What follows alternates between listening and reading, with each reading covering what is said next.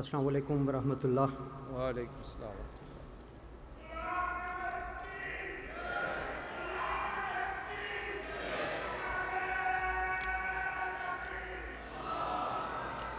اشہد ان لا الہ الا اللہ وحدہ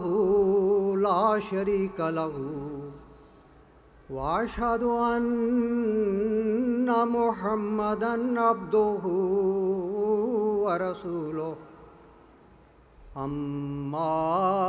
بعد فاعوذ باللہ من الشیطان الرجیم بسم اللہ الرحمن الرحیم هو الذی بعث فی الأمیین رسولا منہم یتلو علیہم آیاتہ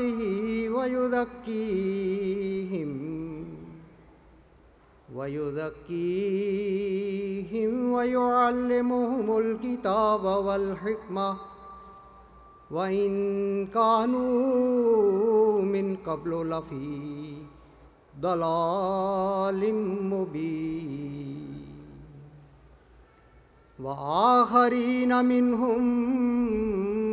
لما يلحقوا بهم وهو العزیز الحکیم۔ ابھی آپ نے حضرت مسیح موعود علیہ الصلاۃ والسلام کا جو منظوم کلام سنا، اس میں سے ایک مصرع صحابہ سے ملا جب مجھ کو پایا، میری آج کی گزارشات کا عنوان ہے۔ ان اشعار میں سیدنا حضرت مسیح موعود علیہ الصلاۃ والسلام نے یہ اعلان فرمایا ہے کہ جو شخص آپ پر ایمان لائے گا اس کا شمار صحابہ رسول صلی اللہ علیہ وآلہ وسلم میں سے ہوگا۔ یہ ایک بہت بڑا دعویٰ ہے جس کے نتیجے میں آج مسیح و مہدی کے ہاتھ پر بیعت کرنے والوں کو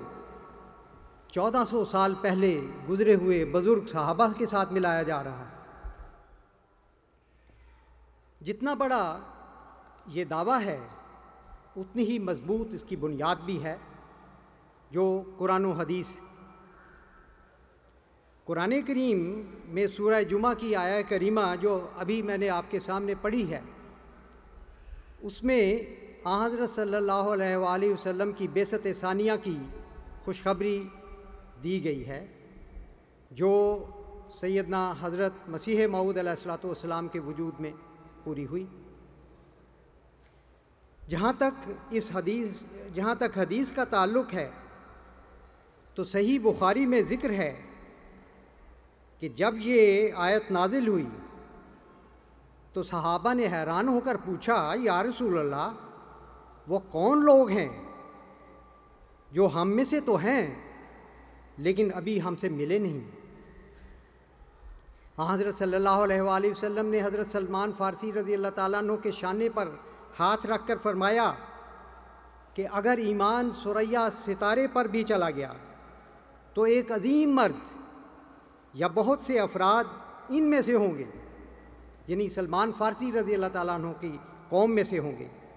جو اسے ثریا سے واپس لا کر لوگوں کے دلوں میں قائم کریں۔ دیگر احادیث کی روشنی میں بھی اس کی مزید تفصیل ملتی ہے جس سے اس بات کی تصدیق ہوتی ہے کہ وآخرین منہم لما یلحقوا بہم کے مصداق بننے والے مسیح موعود اور مہدی موعود کے ہی ساتھی۔ یہی وہ بات ہے جس کا ذکر اس مصرعے میں سیدنا حضرت مسیح موعود علیہ الصلوۃ والسلام نے فرمایا ہے کہ صحابہ سے ملا جب مجھ کو پایا، اور اس کی مزید وضاحت اگلے شعر میں فرما دی، وہی میں ساقی نے ان کو پلا دی، فسبحان الذی یخزل عادی۔ یعنی مسیح موعود کے صحابہ حضرت صلی اللہ علیہ وآلہ وسلم کے صحابہ کے ہم رنگ اور مثیل ہوں گے۔ حضور علیہ السلام اس کی وضاحت فرماتے ہیں چونکہ آن حضرت صلی اللہ علیہ وآلہ وسلم کا دوسرا فرض منصبی جو تکمیل اشاعت ہدایت ہے، آن حضرت صلی اللہ علیہ وسلم کے زمانے میں بوجہ عدم وسائل اشاعت غیر ممکن تھا۔ اس لیے قرآن شریف کی آیت وآخرین منہم لما یلحقوا بہم میں آن حضرت صلی اللہ علیہ وسلم کی آمد ثانی کی خبر دی گئی ہے۔ اس تناظر میں صحابہ کرام رضوان اللہ علیہم اجمعین کی سیرت و سوانح پر نظر ڈالیں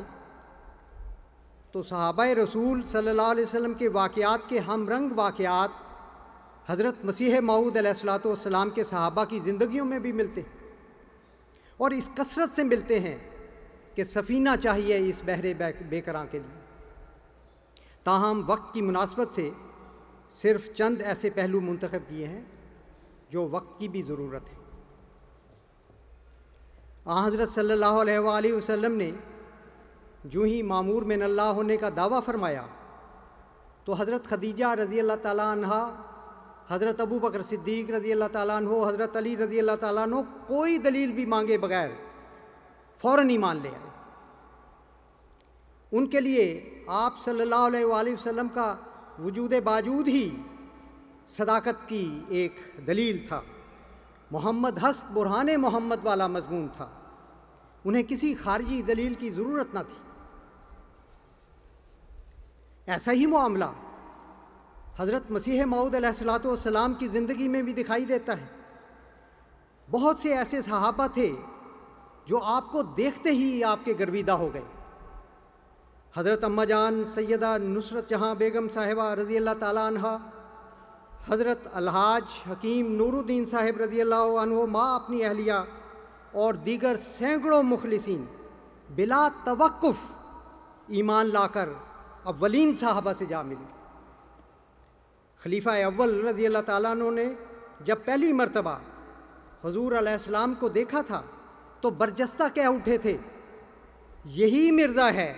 اور اس پر میں سارا ہی قربان ہو جاؤں۔ قاضی کوٹ ضلع گوجرانوالہ کے حضرت قاضی ضیاء الدین صاحب رضی اللہ تعالیٰ عنہ حضور علیہ السلام کے دعوے سے بہت پہلے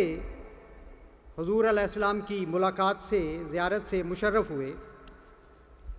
اور صرف 5 روزہ قیام میں حضور کی صحبت سے اس قدر متاثر ہوئے کہ واپس جانے سے پہلے مسجد اقصیٰ کی دیوار پر عقیدت و محبت کی روشنائی سے ایک طویل تحریر لکھ گئے، جس کی جان فارسی کا یہ شعر تھا، حسن و خوبی و دل بری بر تو تمام، صحبت بعد از لقائے تو حرام، کہ حسن و خوبی اور دلکشی اور دلبری تجھ پر ختم ہے، اور آپ کی صحبت کے بعد، آپ سے ملاقات کرنے کے بعد کسی اور کے ساتھ بیٹھنا یا اس کی صحبت اختیار کرنا حرام ہو گیا۔ سامعین کرام، آپ جانتے ہیں کہ حضرت عمر بن خطاب رضی اللہ تعالیٰ عنہ اپنے گھر سے آن حضور صلی اللہ علیہ وسلم کو نعوذ باللہ قتل کرنے کے ارادے سے نکلے تھے، لیکن خود آن حضور صلی اللہ علیہ وسلم کی محبت سے گھائل ہو کر ایمان کی دولت سے مالا مال ہو گئے تھے۔ حضرت مسیح موعود علیہ الصلوۃ والسلام کی زندگی میں بھی ایسے ہی واقعات ملتے ہیں۔ ایک دفعہ جب آپ لدھیانے میں تشریف فرما لے تھے تو ایک مولوی نے بڑے جوش سے تقریر کی کہ جو شخص آپ کو قتل کرے گا وہ سیدھا جنت میں جائے گا۔ ایک سادہ دیہاتی تھا، اس نے جنت میں جانے کا یہ آسان نسخہ سنا تو وہ فوراً تیار ہو گیا اور حضرت مسیح موعود علیہ الصلوۃ والسلام کی رہائش گاہ پر پہنچ گیا۔ وہاں حضور خطاب فرما رہے تھے، وہ موقع کی تلاش میں وہاں پہ بیٹھ گیا۔ جوں جوں حضرت مسیح موعود علیہ الصلوۃ والسلام کے الفاظ اس کے کانوں میں پڑتے گئے، اس کا دل صاف ہوتا چلا گیا، اور جو ہی حضور نے اپنا کلام ختم فرمایا تو وہ سیدھا اٹھا اور حضرت مسیح موعود علیہ الصلوۃ والسلام کے ہاتھوں کو تھام کر آپ کی بیعت کر لی۔ اللہ تعالیٰ صحابہ کرام رضوان اللہ علیہم کی عبادات کا ذکر کرتے ہوئے فرماتا ہے تراہم رکعن سجدن، اور فرمایا سیماہم فی وجوہہم من اثر السجود، یعنی تو انہیں رکوع کرتے ہوئے اور سجدہ کرتے ہوئے دیکھے گا، اور سجدوں کے اثر سے ان کے چہروں پر ان کی نشانی ہے۔ پھر فرمایا تتجافا جنوبہم عن المضاجع، کہ راتوں کے وقت ان کے پہلو بستروں سے الگ ہو جاتے ہیں، یعنی وہ اللہ کی عبادت کرتے ہوئے اپنی راتیں گزارتے ہیں۔ اس قرآنی بیان سے صحابہ کی عبادت سے گہری محبت اور لگاؤ اور انہماک کا علم ہوتا ہے، جس کی گواہی قرآن مجید میں اس طرح سے موجود ہے رجال لا تلہیہم تجارۃ ولا بیع عن ذکر اللہ واقام الصلاۃ وایتاء الزکوٰۃ، یعنی یہ ایسے عظیم مرد ہیں جنہیں نہ کوئی تجارت اور نہ کوئی خرید و فروخت اللہ کے ذکر سے یا نماز کے قیام سے یا زکوٰۃ کی ادائیگی سے غافل کرتی ہے۔ حضرت مسیح موعود علیہ الصلوۃ والسلام کے اصحاب میں بھی قیام عبادت، توجہ الی اللہ اور اقامت صلاۃ کی بے شمار نہایت روشن اور درخشندہ مثالیں ملتی ہیں۔ ان کی باجماعت نمازوں کا التزام و اہتمام اور ان میں سود و گداز غیر معمولی تھا۔ حضرت شیخ غلام احمد صاحب وائز رضی اللہ تعالیٰ عنہ بیان کرتے ہیں ایک دفعہ میں نے ارادہ کیا کہ آج کی رات مسجد مبارک میں گزاروں گا اور تنہائی میں اپنے مولا سے جو چاہوں گا مانگوں گا، مگر جب مسجد مبارک پہنچا تو کیا دیکھتا ہوں کہ کوئی شخص سجدے میں پڑا ہوا ہے اور الہا سے دعا کیے جا رہا ہے۔ اس کے الہا کی وجہ سے میں نماز بھی نہ پڑھ سکا، اور اس شخص کی دعا کا اثر مجھ پر بھی طاری ہو گیا، اور میں یہ دعا کرنے لگا کہ یا الہی یہ شخص تیرے حضور سے جو کچھ بھی مانگ رہا ہے وہ اس کو دے دے۔ اور میں کھڑا کھڑا تھک گیا کہ یہ شخص سر اٹھائے تو معلوم کروں کہ کون ہے۔ میں نہیں کہہ سکتا کہ مجھ سے پہلے وہ کتنی دیر سے آئے ہوئے تھے، مگر جب آپ نے سر اٹھایا تو دیکھتا ہوں کہ حضرت میاں محمود احمد صاحب رضی اللہ تعالیٰ عنہ۔ میں نے السلام علیکم کہا اور مصافحہ کرتے ہوئے پوچھا میاں آج اللہ تعالیٰ سے کیا کچھ لے لیا؟ تو آپ نے فرمایا میں نے تو یہی مانگا کہ الہی مجھے میری آنکھوں سے دین کو زندہ کر کے دکھا۔ حضرت مولوی عبد الکریم صاحب سیالکوٹی رضی اللہ تعالیٰ عنہ، حضرت میر ناصر نواب صاحب رضی اللہ تعالیٰ عنہ، حضرت مولوی سید سرور شاہ صاحب رضی اللہ تعالیٰ عنہ،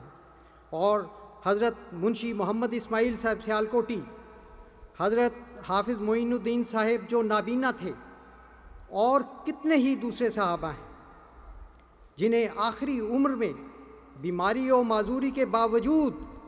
گھر پر نماز ادا کرنا گوارا نہ تھی۔ بارش ہو یا آندھی ہو، کڑکڑاتا جاڑا ہو یا تیز دھوپ، مسجد میں پہنچ کر نماز باجماعت ادا کیا کرتے تھے۔ اپنے انہی متبعین کے حق میں حضرت مسیح موعود علیہ الصلوۃ والسلام کی یہ تحریر ایک زبردست شہادت ہے۔ حضور فرماتے ہیں بہتیرے ان میں سے ایسے ہیں کہ نماز میں روتے اور سجدہ گاہوں کو آنسوؤں سے تر کرتے ہیں، جیسا کہ صحابہ رضی اللہ عنہم روتے تھے۔ حضرات، نبی پر ایمان لانے کے بعد الہی جماعتوں کی آزمائش شروع ہو جایا کرتی ہے اور مصائب پر صبر کے امتحان ہوا کرتے ہیں۔ رسول اللہ صلی اللہ علیہ وآلہ وسلم کے زمانے میں حضرت یاسر اور ان کے بیٹے عمار اور حضرت بلال اور حضرت خباب رضی اللہ عنہم جیسے صحابہ نے جس طرح قبول اسلام کے جرم میں مصائب پر صبر کیا، جس طرح انہوں نے اپنے مشرک والدین اور عزیز و اقارب کو اور اپنے اموال اور جائیدادوں کو چھوڑا اور ہر قسم کی ایذا رسانیوں پر بے مثال استقامت کے نمونے دکھائے، اسی طرح وآخرین منہم کی جماعت میں اول الشہداء حضرت مولوی عبد الرحمن صاحب رضی اللہ عنہ، حضرت صاحبزادہ عبد اللطیف صاحب شہید اور دیگر بہت سارے صحابہ نے بڑی بڑی تکلیفیں برداشت کی اور غیر معمولی قربانیاں دی۔ حضرت بھائی عبد الرحمن صاحب قادیانی رضی اللہ عنہ لڑکپن میں احمدی ہونے کی پاداش میں پابند سلاسل رہ کر اذیتوں کا نشانہ بنے، حضرت مولوی برہان الدین صاحب جہلمی کو سرے بازار مخالفوں نے زد و کوب کیا۔ حضرت قاضی عبدالرحیم صاحب رضی اللہ تعالیٰ عنہ بیان کرتے ہیں، ان کے والد ماجد کو اپنے گاؤں کوٹ قاضی میں مخالفوں نے قریباً 13 برس تک سخت تکالیف پہنچائیں، مقاطعہ کیے رکھا، نقب زنی بھی کرا دی گئی، مگر آپ نے استقامت سے مقابلہ کیا۔ ان قربانیوں کی صحابہ سے مماثلت پر حضور علیہ السلام کی شہادت اس طرح سے ہے، فرماتے ہیں وہ خدا کی راہ میں لوگوں کے ٹھٹھے اور ہنسی اور لان تان اور طرح طرح کی دل آزاری اور بد زبانی اور قطع رحم کا صدمہ اٹھا رہے ہیں جیسا کہ صحابہ نے اٹھایا۔ قرآن کریم نے عربوں کی اخلاقی، روحانی اور معاشرتی حالت کا نقشہ ان الفاظ میں کھینچا ہے، وَإِن كَانُوا مِن قَبْلُ لَفِي ضَلَالٍ مُبِينٍ، یعنی وہ اس سے پہلے کھلی کھلی گمراہی میں مبتلا تھے۔ حضرت جعفر طیار رضی اللہ تعالیٰ عنہ نے شاہ حبشہ نجاشی کے دربار میں اس کی تفصیل بیان فرمائی تھی کہ بادشاہ سلامت، ہماری قوم نہایت جاہل تھی، ہم بت پرست تھے، مردار کھاتے تھے، الغرض ہم انتہا درجے کی بدبختی میں مبتلا تھے۔ چنانچہ دنیا کی نجاستوں میں گرے ہوئے یہ لوگ حضرت صلی اللہ علیہ وآلہ وسلم کی روحانی قوت قدسیہ اور اندھیری راتوں کی دعاؤں سے سونے کی ڈلی کی طرح بن گئے۔ حضرت مسیح موعود علیہ الصلوۃ والسلام نے بیعت کے مقاصد میں یہ بات بڑی وضاحت سے بیان فرمائی کہ اس کا مقصد گندی زیست سے نجات دلانا ہے۔ چنانچہ آپ کی قوت قدسیہ کے نتیجے میں جو دراصل حضرت صلی اللہ علیہ وآلہ وسلم کا ہی فیض ہے، آپ کے دستے مبارک پر بیعت کرنے والوں میں بھی دیکھتے ہی دیکھتے نہایت درجہ پاک تبدیلیاں نظر آنے لگیں۔ حضرت میاں محمد دین صاحب پٹواری فرماتے ہیں، براہین احمدیہ پڑھتے پڑھتے مان میری دہریت کافور ہو گئی اور میری آنکھ ایسے کھلی جس طرح کوئی سویا ہوا یا مرا ہوا زندہ ہو جایا کرتا ہے۔ حضرت منشی عطا محمد صاحب پٹواری رضی اللہ تعالیٰ عنہ بیان کرتے ہیں کہ میں سخت بے دین اور شرابی، کبابی، راشی، مرتشی ہوتا تھا۔ حضور علیہ السلام کی نصیحت کہ زکریا والی توبہ کرو سن کر میں نے شراب وغیرہ چھوڑ دی اور رشوت بھی بالکل ترک کر دی اور صوم و صلات کا پابند ہو گیا۔ ایسی بے شمار مثالیں ہیں جن کی طرف اشارہ کرتے ہوئے حضرت مسیح موعود علیہ الصلوۃ والسلام فرماتے ہیں وہ یعنی حضور کے صحابہ وہ خدا کے کھلے کھلے نشانوں اور آسمانی مددوں اور حکمت کی تعلیم سے پاک زندگی حاصل کرتے جاتے ہیں جیسا کہ صحابہ نے حاصل کی تھی۔ سامعین کرام، خدا تعالیٰ کے ماموروں کو خدمات دینیہ کے لیے اموال کی ضرورت بھی پڑتی ہے۔ چنانچہ رسول اللہ صلی اللہ علیہ وآلہ وسلم کی آواز پر لبیک کہتے ہوئے آپ کے صحابہ نے مالی قربانیوں کا بھی حق ادا کر دیا۔ ہم سب جانتے ہیں کہ ان میں سر فہرست حضرت ابو بکر صدیق رضی اللہ تعالیٰ عنہ کا نام نامی ہے۔ آپ کے بارے میں رسول اللہ صلی اللہ علیہ وسلم فرماتے تھے کہ جب سب لوگوں نے میرا انکار کیا تو ابو بکر تھا جس نے میری تصدیق کی اور اپنے مال اور جان سے میری مدد کی۔ پھر حضرت عمر بن خطاب، حضرت عثمان غنی اور حضرت عبد الرحمن بن عوف رضوان اللہ علیہم اجمعین نے بھی بڑی بڑی مالی قربانیاں پیش کیں۔ جب سورہ آل عمران کی آیت لن تنالوا البر حتی تنفقوا مما تحبون اتری تو حضرت ابو طلحہ انصاری نے اپنا پیارا باغ اللہ کے نام پر صدقہ کر دیا۔ یہی حال حضرت مسیح موعود علیہ الصلوۃ والسلام کے اصحاب کا ہے۔ حضرت مولانا حکیم نور الدین صاحب رضی اللہ تعالیٰ عنہ کے بارے میں حضور کی گواہی ہے کہ ان کے مال سے جس قدر مجھے مدد پہنچی ہے میں کوئی ایسی نظیر نہیں دیکھتا جو اس کے مقابل پر بیان کر سکوں۔ حضرت سیٹھ عبد الرحمن صاحب ہوں یا حضرت شیخ رحمۃ اللہ صاحب یا حضرت خلیفہ رشید الدین صاحب، سبھی کو ان کے بے نظیر اخلاص اور مالی قربانیوں کے باعث حضور علیہ السلام حبی فی اللہ کے لقب سے نوازتے۔ ان میں سے کتنے ہی صحابہ ہیں جنہوں نے صدیقی رنگ میں رنگین ہو کر اپنے گھروں کا سارا سامان آقا کے قدموں میں لا ڈالا۔ حضرت میاں شادی خان صاحب لکڑی فروش ساکن سیالکوٹ، انہوں نے پہلے کسی کام کے لیے 150 روپیہ چندہ دیا، پھر جب منارۃ المسیح کے لیے مالی تحریک ہوئی تو 200 روپے پیش کر دی اور لکھا، چونکہ ایام قحط ہیں اور دنیاوی تجارت میں صاف تباہی نظر آتی ہے تو بہتر ہے کہ ہم دینی تجارت کر لیں، اس لیے جو اپنے پاس تھا سب بھیج دی۔ اس پر حضرت مسیح موعود علیہ السلام نے فرمایا، یہ وہ متوکل شخص ہے کہ اگر اس کے گھر کا تمام اسباب دیکھا جائے تو شاید تمام جائیداد 50 روپے سے زیادہ نہ ہو، اور در حقیقت وہ کام کیا جو حضرت ابو بکر رضی اللہ تعالیٰ عنہ نے کیا تھا۔ یہ سن کر انہوں نے گھر میں جو چارپائیاں رہ گئی تھیں وہ بھی بیچ کر ان کی رقم حضرت صاحب کے حضور پیش کر دی۔ حضور علیہ السلام اپنے ایسے ہی مخلص صحابہ کی قربانیوں کا ذکر کرتے ہوئے فرماتے ہیں، میں دیکھتا ہوں کہ سدھا لوگ ایسے بھی ہماری جماعت میں داخل ہیں جن کے بدن پر مشکل سے لباس بھی ہوتا ہے، مشکل سے چادر یا پاجامہ بھی ان کو میسر آتا ہے، ان کی کوئی جائیداد نہیں، مگر ان کے لا انتہا اخلاص اور ارادت سے، محبت اور وفا سے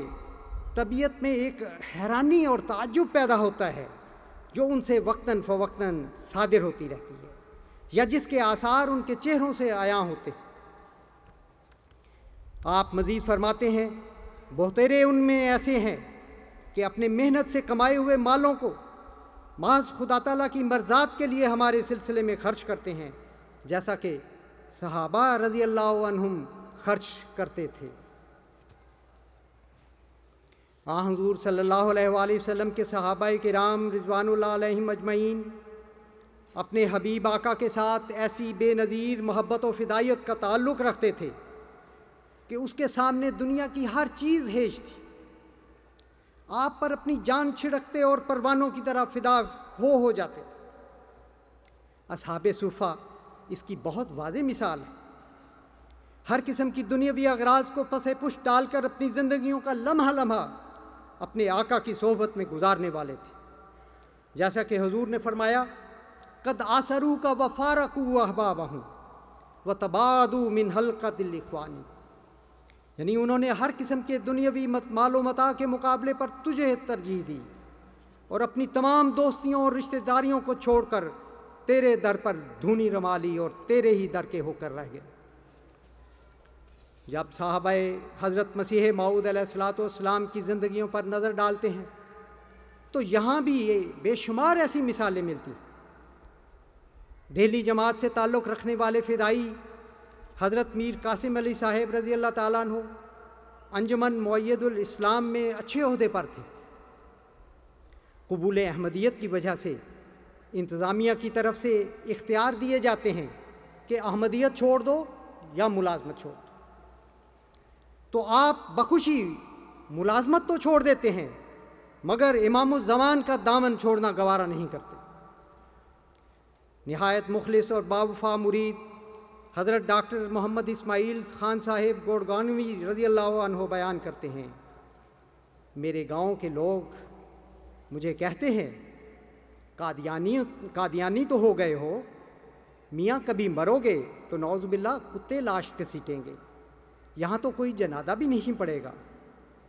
تو میں ان کو یہ شعر سناتا ہوں، مجنوں تھا کیس جو کہ بیاباں میں رہ گیا، مجنوں تھا کیس جو کہ بیاباں میں رہ گیا، ہم تو مریں گے یار کی دیوار کے تلے۔ اللہ تعالیٰ نعرہ تکبیر، حضرت محمد مصطفیٰ غلام احمد کی، غلام احمد کی خلافت احمدیہ۔ اللہ تعالیٰ نے ان کی اس ایمانی حالت اور ثبات کے بدلے ان کی وفات سے محض 3 روز پہلے انہیں قادیان پہنچا دیا، اور سچ مچ 3 دنوں کے بعد اسی یار کی دیوار کے تلے انہوں نے اپنی جان اپنے جان آفرین کے حضور پیش کر کے اپنی بات کو پورا کر دکھایا۔ حیدرآباد دکن سے بیعت کرنے والے سب سے پہلے خوش قسمت حضرت میر مردان علی صاحب رضی اللہ تعالیٰ عنہ حضور علیہ السلام کے نام اپنے ایک طویل خط میں لکھتے ہیں۔ صرف ایک فقرہ پیش ہے۔ فرماتے ہیں اگر ہماری جانیں بھی حضور کے قدموں پر نثار ہو جائیں تو ہم حق خدمت سے سبکدوش نہیں ہو سکتے۔ اگر ہماری جانیں بھی حضور کے قدموں پر نثار ہو جائیں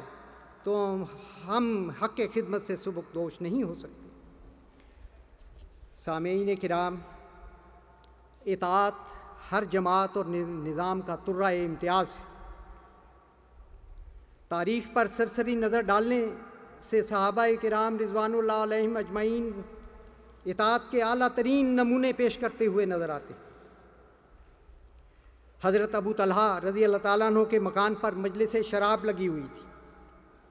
کہ اتنے میں گلی میں سے کسی نے آواز دی کہ شراب حرام کر دی گئی، تو آپ فوراً شراب کے مٹکے توڑنے لگے۔ کسی نے کہا پتہ تو کرو کہ کیا یہ بات درست بھی ہے، مگر باقی صحابہ نے کہا نہیں، پہلے شراب کے برتن توڑو پھر تصدیق کرنا۔ اگر بات غلط ہوئی تو شراب اور آ جائے گی، لیکن اگر بات درست ہوئی تو ہم کہیں حکم رسول صلی اللہ علیہ وسلم کے نافرمانوں میں شمار نہ ہو جائے۔ چنانچہ حضرت انس کہتے ہیں کہ میں نے ایسا ہی کیا اور سونٹا مار کر فوراً شراب کے مٹکے توڑ دیے۔ حضرت مسیح موعود علیہ الصلوۃ والسلام کے صحابہ نے بھی اطاعت کے وہ اعلیٰ نمونے دکھائے کہ قرون اولیٰ کی یادیں تازہ ہو گئی۔ معروف بزرگ صحابی حضرت سید سرور شاہ صاحب رضی اللہ تعالیٰ عنہ بھی بیعت سے قبل افیون کے عادی تھے۔ بیعت کرتے ہی یکدم اسے ترک کر دیا۔ پھر آقا کا پیغام ملتا ہے کہ دہلی پہنچو تو حضرت مولوی نور الدین صاحب رضی اللہ تعالیٰ عنہ زیادہ راہ لینا تو دور کی بات، جوتا بھی درست طور پر نہیں پہنتے اور اطاعت اور کامل اطاعت کے جذبے سے سرشار ہو کر اسٹیشن کی طرف روانہ ہو جاتے ہیں، مبادا تعمیل حکم میں تاخیر نہ ہو جائے۔ دنیا کے عظیم ایوانوں تک پہنچنے والے صحابی مسیح موعود حضرت چودھری محمد ظفر اللہ خان صاحب رضی اللہ تعالیٰ عنہ سے ان کی کامیابیوں کا راز پوچھا جاتا ہے تو جواب ملتا ہے آقا کی اطاعت اور کامل اطاعت۔ حضور صلی اللہ علیہ وآلہ وسلم کی آواز بیٹھ جائیں، کان میں پڑتے ہی اگر دور اولین کے حضرت عبداللہ بن مسعود رضی اللہ تعالیٰ عنہ مسجد نبوی سے باہر گلی میں ہی بیٹھ جاتے ہیں اور گھسٹتے ہوئے مسجد میں پہنچتے ہیں تو صحابہ مسیح موعود بھی بعین ہی مثال پیش کرتے ہوئے نظر آتے ہیں۔ حضرت مسیح موعود علیہ الصلوۃ والسلام مسجد اقصیٰ میں لیکچر دے رہے تھے کہ حضرت بابا کریم بخش صاحب سیالکوٹی رضی اللہ تعالیٰ عنہ کسی کام سے باہر گئے، واپس آ رہے تھے کہ حضور کے یہ الفاظ کان میں پڑے بیٹھ جاؤ۔ یہ الفاظ حضور نے مسجد کے اندر موجود لوگوں سے مخاطب ہو کر فرمائے تھے، لیکن کریم بخش صاحب عبداللہ بن مسعود بن کر یہ الفاظ سنتے ہی فوراً بازار میں بیٹھ جاتے اور بیٹھے بیٹھے مسجد اقصیٰ کی سیڑھیوں پر پہنچے اور حضور کی تقریر سنی۔ الغرض صحابہ رسول صلی اللہ علیہ وآلہ وسلم کے ساتھ صحابہ مسیح موعود علیہ السلام کی مشابہت کے بے شمار واقعات ہیں۔ ان سب کے متعلق حضور علیہ السلام کے مبارک الفاظ میں مختصراً عرض ہے۔ حضور فرماتے ہیں ان میں ایسے لوگ کئی پاؤ گے جو موت کو یاد رکھتے ہیں اور دلوں کے نرم اور سچی تقوی پر قدم مار رہے ہیں، جیسا کہ صحابہ رضی اللہ عنہم کی سیرت تھی۔ وہ خدا کا گروہ ہے جن کو خدا آپ سنبھال رہا ہے اور دن بدن ان کے دلوں کو پاک کر رہا ہے اور ان کے سینوں کو ایمانی حکمتوں سے بھر رہا ہے اور آسمانی نشانوں سے ان کو اپنی طرف کھینچ رہا ہے، جیسا کہ صحابہ کو کھینچتا تھا۔ غرض اس جماعت میں وہ ساری علامتیں پائی جاتی ہیں جو وآخرین منہم کے لفظ سے مفہوم ہو رہی ہیں، اور ضرور تھا کہ خدا تعالیٰ کا فرمودہ ایک دن پورا ہوتا۔ سامعین کرام، آج کی اس نشست میں ہم نے ایمان و اخلاص، صبر و استقامت اور عشق و وفا کی لازوال داستانیں سنی، جو حضرت مسیح موعود علیہ الصلوۃ والسلام کے فرمائے ہوئے اعلان صحابہ سے ملا جب مجھ کو پایا کو پورا کرنے والی۔ یہ ایمان افروز واقعات سننے کے بعد ضرورت اس امر کی ہے کہ ہم ان واقعات کو اپنے اعمال و کردار کا حصہ بھی بنائیں، تاکہ یہ داستانیں ماضی کے قصے نہ رہیں بلکہ ہر دور میں زندہ ہوتی چلی جائیں، کیونکہ اسی طرح سے آج ہم بھی ان عظیم صحابہ کے نقش قدم پر چل کر ایسی ہی داستانیں رقم کر سکتے ہیں، جیسا کہ حضرت مسیح موعود علیہ الصلوۃ والسلام ہمیں نصیحت فرماتے ہیں، تم جو مسیح موعود کی جماعت کہلا کر صحابہ کی جماعت سے ملنے کی آرزو رکھتے ہو، اپنے اندر صحابہ کا رنگ پیدا کرو۔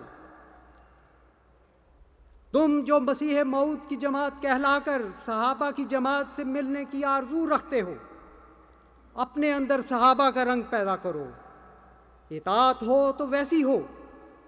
باہم محبت اور اخوت ہو تو ویسی ہو، غرض ہر رنگ میں، ہر صورت میں تم وہی شکل اختیار کرو جو صحابہ کی تھی۔ سیدنا حضرت امیر المومنین خلیفۃ المسیح الخامس سید اللہ تعالیٰ بن نصر العزیز بھی ہمیں ان صحابہ کے نمونوں کو اپنانے اور یاد رکھنے کی بار بار تلقین فرماتے ہیں۔ ایک موقع پر فرمایا، یہ لوگ خاموشی سے آئے اور محبت، تعلق، وفا اور اطاعت کی مثالیں رقم کرتے ہوئے خاموشی سے چلے گئے۔ جہاں ہم ان بزرگوں پر رشک کرتے ہیں کہ کس طرح وہ قربانیاں کر کے امام الزمان کی دعاؤں کے وارث ہوئے، وہاں یہ بھی یاد رکھیں کہ آج بھی ان دعاؤں کو سمیٹنے کا موقع موجود ہے۔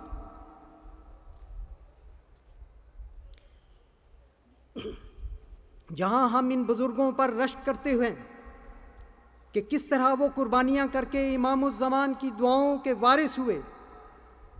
وہاں یہ بھی یاد رکھیں کہ آج بھی ان دعاؤں کو سمیٹنے کے مواقع موجود ہیں۔ آئیں اور ان وفاؤں، اخلاص، اطاعت، تعلق اور محبت کی مثالیں قائم کرتے چلے جائیں اور اللہ تعالیٰ کے فضلوں کے وارث بنتے چلے جائیں۔ یاد رکھیں جب تک یہ مثالیں قائم ہوتی رہیں گی، زمینی مخالفتیں ہمارا کچھ بھی بگاڑ نہیں سکتیں۔ وآخر دعوانا ان الحمدللہ رب العالمین۔ تکبیر